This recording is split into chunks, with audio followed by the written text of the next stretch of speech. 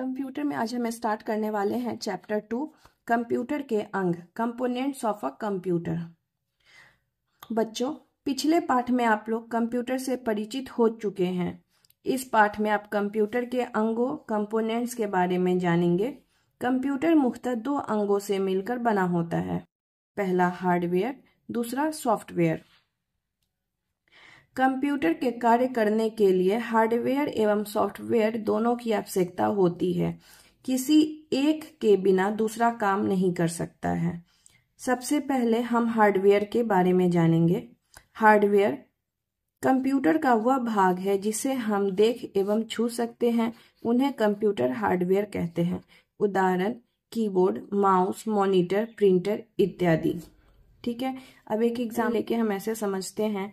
मान लीजिए आपका फोन है, आपके फोन में अगर पूछा जाए हार्डवेयर क्या है, तो ऑब्वियस सी बात है आपके फोन में आपका जो बैटरी है वो हार्डवेयर है, जो कैमरा है, स्क्रीन है, मदरबोर्ड है, ये सब हार्डवेयर है। ठीक है, अगर ये आपका खराब हो जाए तो आप क्या करते हैं, सर्विस सेंटर जाके इसको नया लगवाते हैं। ठीक है, लेकिन जो सॉफ्टवेयर होता है, सॉफ्टवेयर को हम छू नहीं सकते हैं। अगर सॉफ्टवेयर मेरा खराब हो जाता है तो हम क्या करते हैं, उसको फिर से इंस्टॉल करते हैं।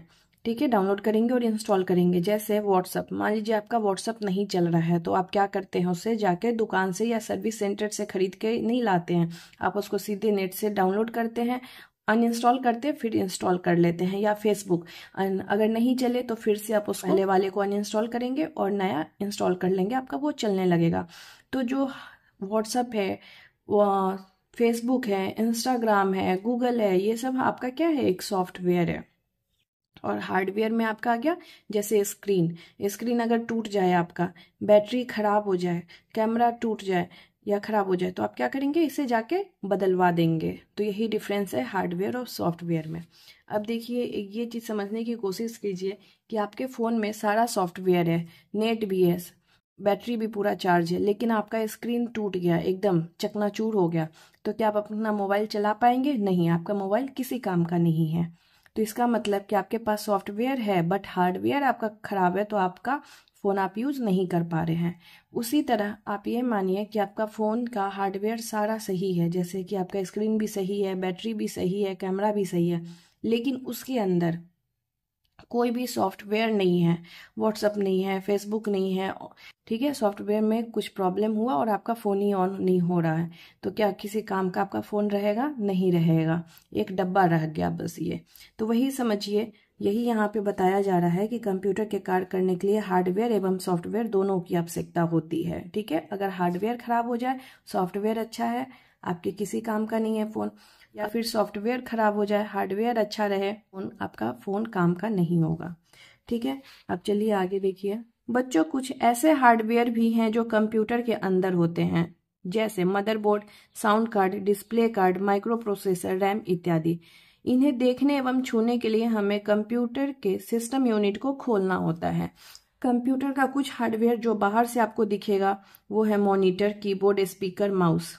ठीक है, अब अंदर में अगर देखना है तो जो आपको सीपीयू आप बोल रहे थे, जिसे हम कंप्यूटर केस भी बोलते हैं, उसमें अगर आप उसको खोलते हैं तो उसके अंदर आपको मिलेगा ports of computer, motherboard, CPU, fan, processor, VGA port, RAM, SMPS. ठीक है, अगर बाहर वाला कोई हार्डवेयर पूछे तो मॉनिटर, कीबोर्ड, स्पीकर, माउस। अगर कंप्यूटर अंदर का पूछे, कंप्यूटर के अंदर कौन सा हार्डवेयर होता है, तो आप ही ये सारा नाम बताएंगे। चलिए आगे। कंप्यूटर हार्डवेयर के मुख्यतः 4 भाग होते हैं।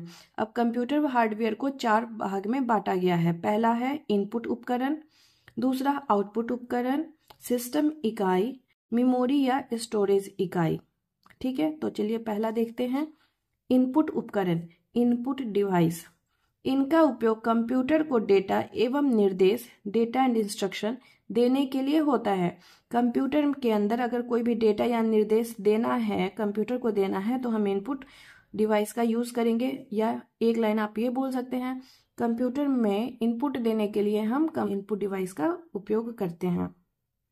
अब देखिए, उदाहरण के लिए कीबोर्ड इनपुट का उदाहरण है। ये कीबोर्ड इसका उपयोग कंप्यूटर में डेटा एवं निर्देश इनपुट करने के लिए होता है। अब है माउस, इसका उपयोग कंप्यूटर स्क्रीन पर दिख रही जानकारियों को इंकित या चिन्हित एवं चुनने के लिए होता है। ये है माउस। अब माइक्रोफोन, इसका उपयोग कंप्यूटर में आवाज इनपुट करने एवं रिकॉर्ड करने के लिए होता है। अगर कंप्यूटर में आवाज भेजना हो, ठीक है, या रिकॉर्ड करना हो तो हम माइक्रोफोन का यूज करते हैं। अब देखिए वेबकैम, यह एक छोटा सा कैमरा होता है। इसका उपयोग ऑनलाइन वीडियो चैटिंग या कम्युनिकेशन के लिए होता है।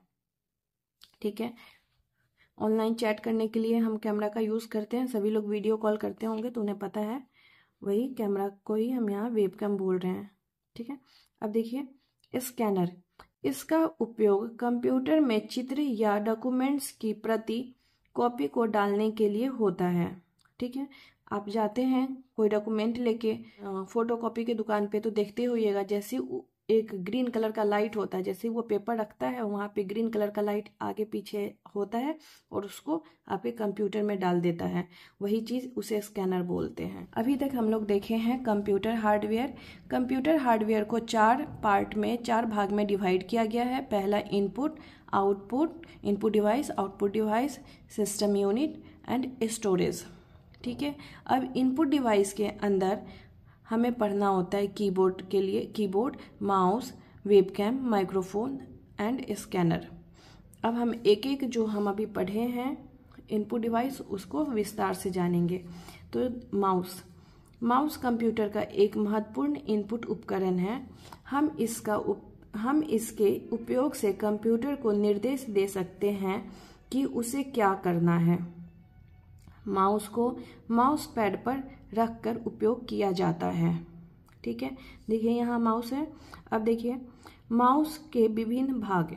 अब माउस में भी भाग हैं, माउस को समझिए चलाना कैसे है। इससे बायां बटन, दायां button, scroll wheel, mouse wire.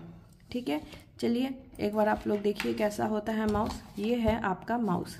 Wire आपको दिख रहा है जो चौथे नंबर पे लिख रहा है, माउस वायर है, जो कि ये वायर है, ये जाके लगता है आपके सीपीयू में। अब देखिए बटन, ठीक है, ये देखिए आवाज भी आपको सुन पा रहे होंगे, है ना, ये दब रहा है, ये देखिए। इसे हम बोलेंगे लेफ्ट बटन।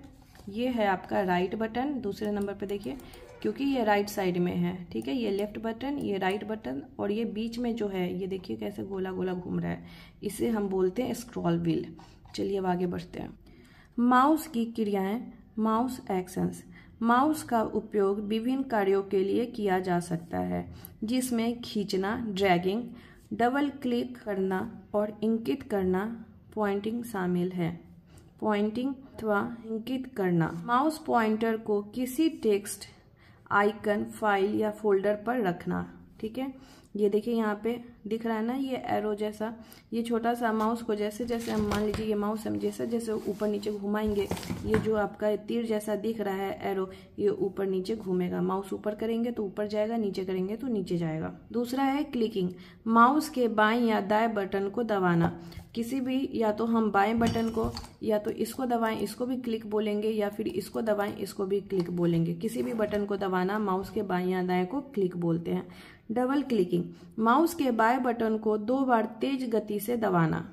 ठीक है, डबल क्लिक बोला जाए तो क्या करना है हमें, ये जो है बाएं बटन, इसको 2 बार जल्दी से दबाना है, रुकना। ठीक है, डबल क्लिकिंग।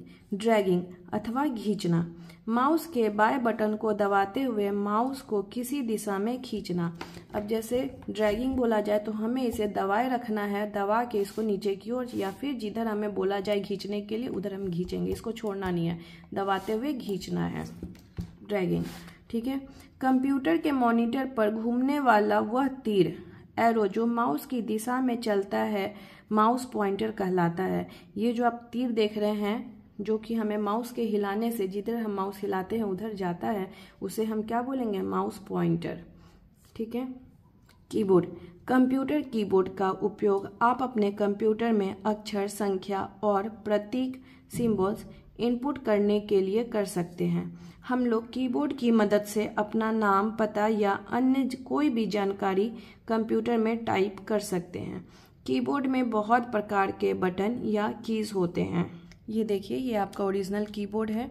देखिए, अगर जो भी बटन हम यहाँ से दबाएंगे वो हमारे कंप्यूटर पे दिखेगा। ठीक है, तो यहाँ देखिए, यहाँ आपको पूरा क्यू से, ठीक है, ये वाला पूरा लाइन यहाँ से क्यू से पी, ए से एल और जेड से एम, ये पूरा आपका ABCD है। ठीक है, तो इसलिए इसे हम बोलेंगे अल्फ़ाबेट की। ठीक है, यहाँ पे देखिए 2 है, ALT लिखा और इधर भी ALT लिखा। ठीक है, इसे ALT कीज बोलते हैं।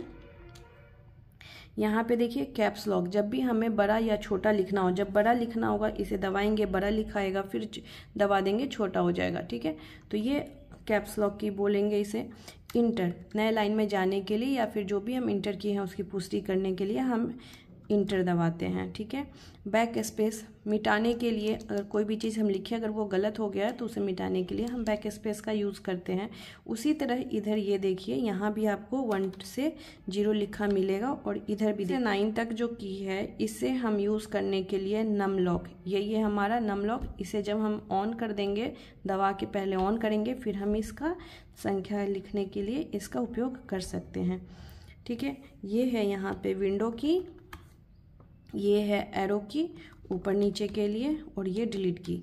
चलिए, इतना आप देख लिए, अब हम आगे बुक में समझने की कोशिश करते हैं। ये वाला आप पार्ट देखिए, ये जो पार्ट है इसे हम न्यूमेरिक कीपैड बोलते हैं। ठीक है, ये जो पार्ट होगा यहाँ भी आप लोग देख सकते हैं, पूरा अच्छे से समझाया गया है।